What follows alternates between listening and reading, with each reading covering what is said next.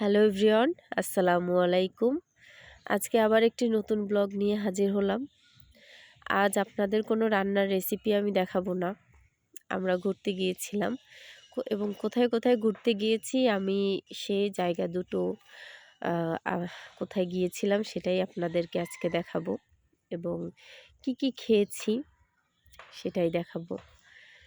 শীতে এই বিকেল টাইমটা খুব সুন্দর ছিল। আমরা 4টার পরে বের হয়েছি। তো অনেক সুন্দর একটি জায়গা। তা আমরা এখন চলে আসলাম বদরপুরে। বদরপুরের এই যে দেখেন মিষ্টি খেতে। এখানে খুব ভালো মিষ্টি পাওয়া যায়।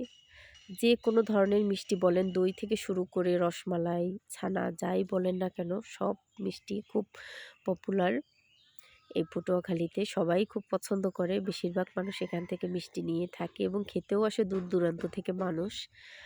আমরাও অর্ডার করলাম রসমালাই এবং তার সাথে নিমকি। কম্বিনেশনটা বেশ ভালোই ছিল, অনেক মজাও লেগেছে।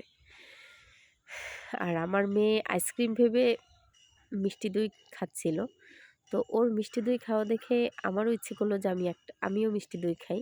কিন্তু 1 চামচ খাওয়ার সাথে সাথে সে আমার কাছ থেকে নিয়ে গেল। আমার আর খাওয়া হলো না। সে আমারটা নিয়ে খাওয়া শুরু করে দিয়েছে।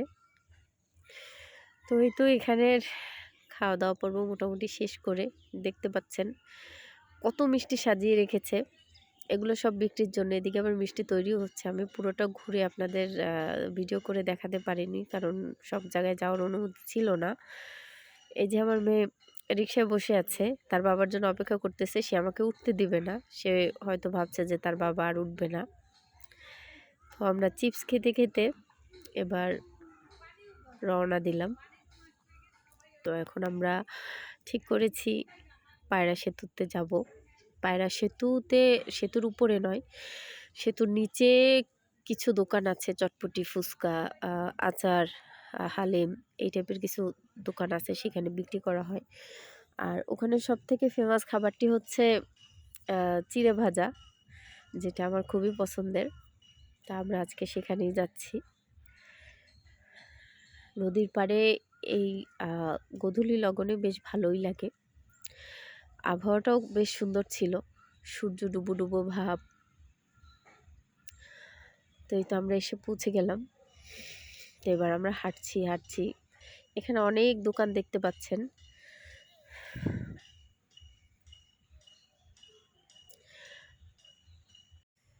তারা বাবা মেয়ে হাঁটছে আর আমি পিছন থেকে ভিডিও করছি। একটা দোকানে এসে দেখলাম পেয়ারা বানাচ্ছে। তা আমি একটু টেস্ট করতে চাইলাম। এই যে সেই চিড়া ভাজা, বাদাম, চানাচুর এবং চিড়া একসাথে প্যাকেটে করে বিক্রি করে। 10 টাকা ও 20 টাকার প্যাকেট। অনেক ভালো, অনেক মজা। আমি এটা অনেক বছর ধরে খাচ্ছি। আর আমাকে একটি মাখা পেয়ারা 1 পিস দিয়ে বলল যে এটা ট্রাই করে দেখেন যে কেমন লাগছে। তা আমি খেতে শুরু করলাম। খেতে খেতে একটা মজার ঘটনা ঘটে গেল। দেখতে পারবেন আপনারা, আপনাদের সাথে অবশ্যই শেয়ার করব। ওই যে দূরে দেখতে পাচ্ছেন আমার ননদ এবং ননদের হাজব্যান্ড, ওরাও ঘুরতে এসেছে। কাকতালীয়ভাবে দেখা হয়ে গেছে, কিন্তু আমরা জানতাম না। আমার মেয়ে দেখেই দৌড়। তো আমি ওর বাবাকে বলছিলাম যে আমাকে চিড়ে ভাজাটা কিনে দিয়ে যাও।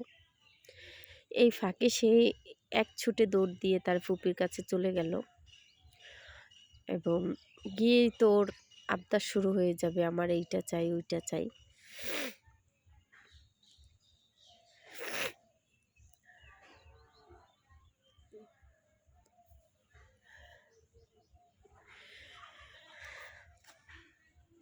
এই যে দেখছেন এখন আর ফুপিকে নিয়ে নিচে নামার চেষ্টা করছে।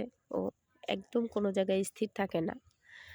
আর ওর ফুপা এবং ফুপি ওরে এত আদর করে, যার কারণে ও তাদের কাছে ওর ভালোবাসা, আবদার, চাওয়া পাওয়াটা অনেক বেশি থাকে। এই যে আমার ভাগ্নি এবং আমার ননদের মেয়ে, ওরাও ঘুরতে এসছে।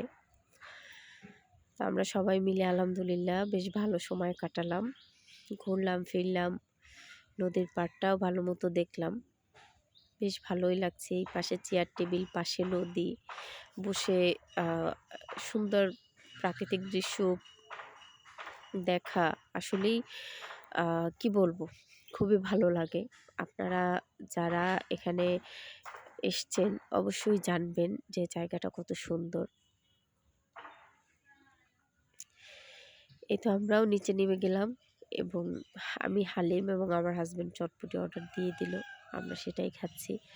আর ওরা খেলো ফুচকা, ওদের জন্য ফুচকা অর্ডার দেওয়া হয়েছে। আর যে চিড়ার প্যাকেটটা কিনেছিলাম সেটা ডিরেক্টলি চলে গেছে আমার মেয়ের হাতে। আমি আমার নিজের হাতে রাখতে পারিনি।